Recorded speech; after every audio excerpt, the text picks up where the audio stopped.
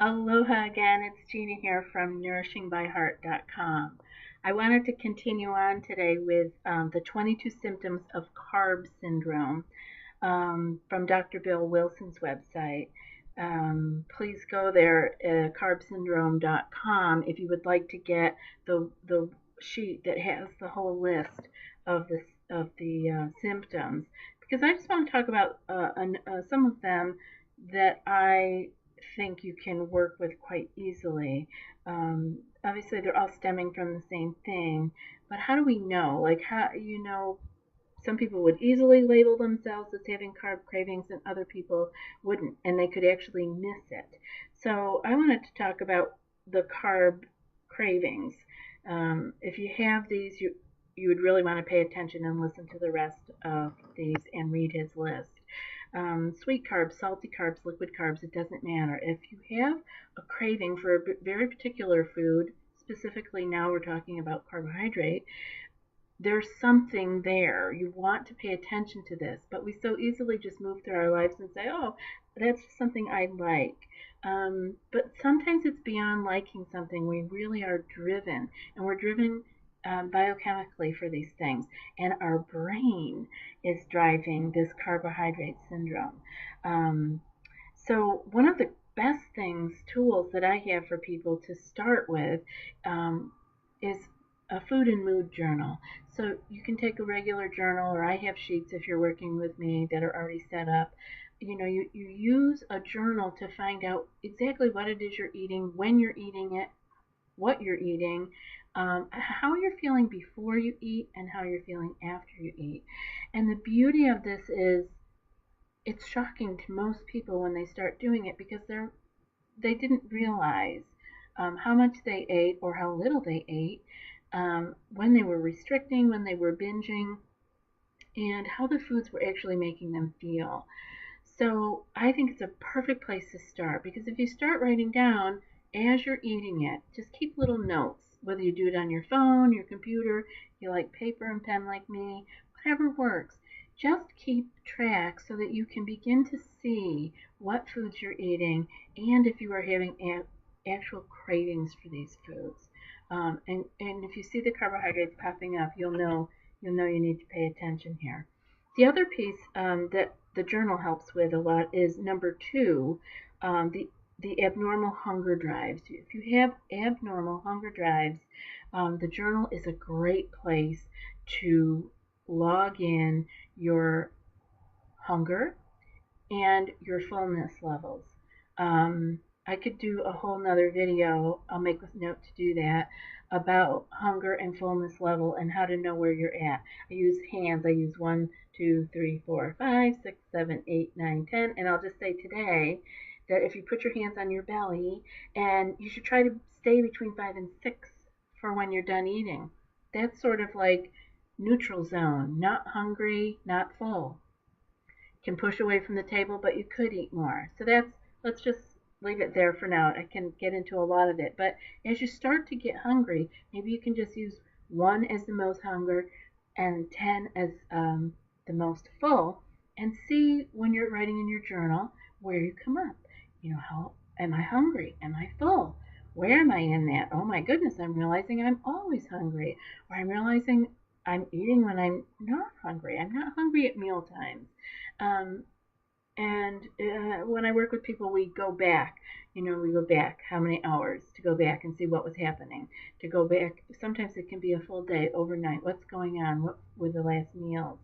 So if you're having the cravings and you're having abnormal hunger drives, I really think a food and mood journal can serve you well. Look for more videos on that or go to my website, nourishingbyheart.com, and or drop me an email. I'll be happy to share some more information with you on that. Let's see what other ones I noted. Feelings of depression, that's number 6. Um, Feelings of depression, again, low feelings, eating for low feelings, um, using food as our drug. That can be that can be really detrimental because, as you can see, this whole syndrome can get you into where your brain isn't functioning anymore. So we need to understand if we're feeling depressed. Again, you could keep that in the food and mood log also. In the journal, you could use smiley faces or frowny faces for where you're at.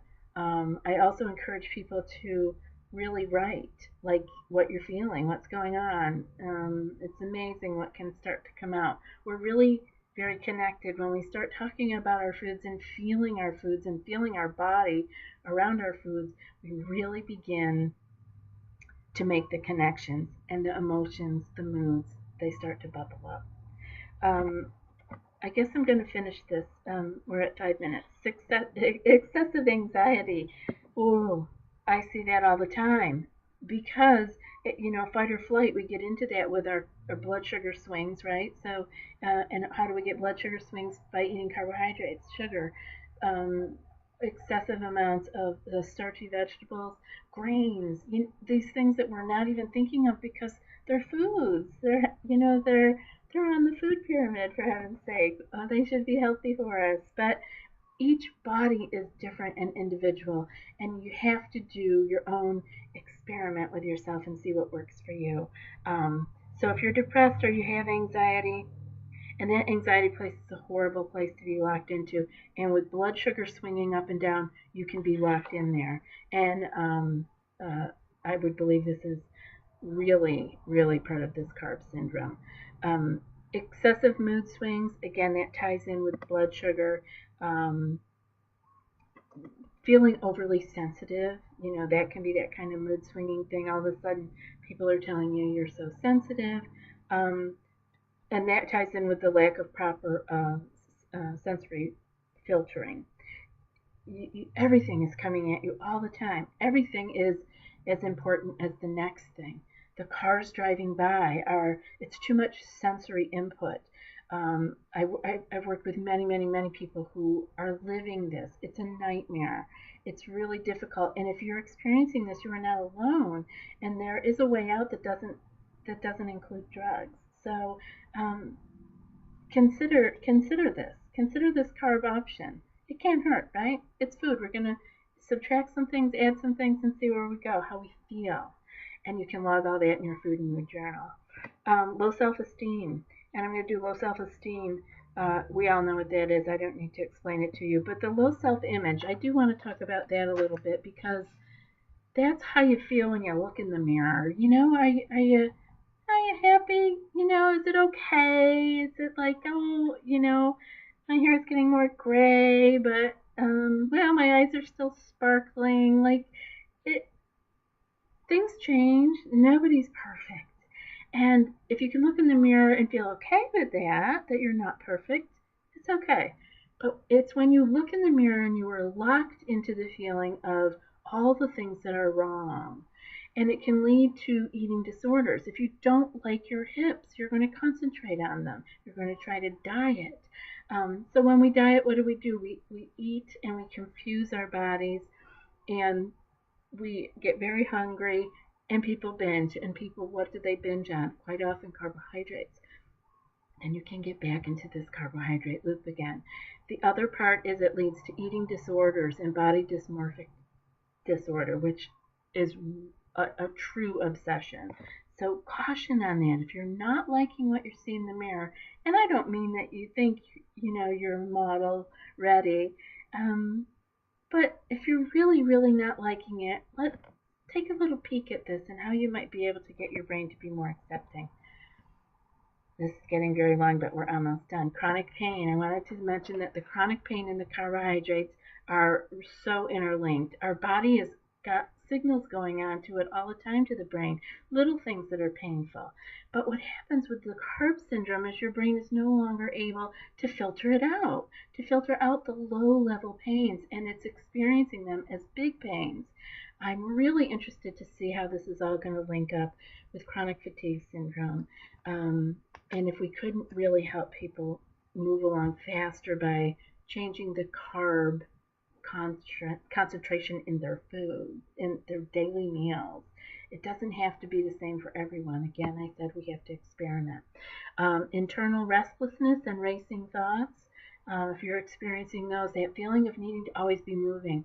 I've had clients that were extreme exercisers, and I've had people who would want to jog when they're talking to you. They just want to keep moving.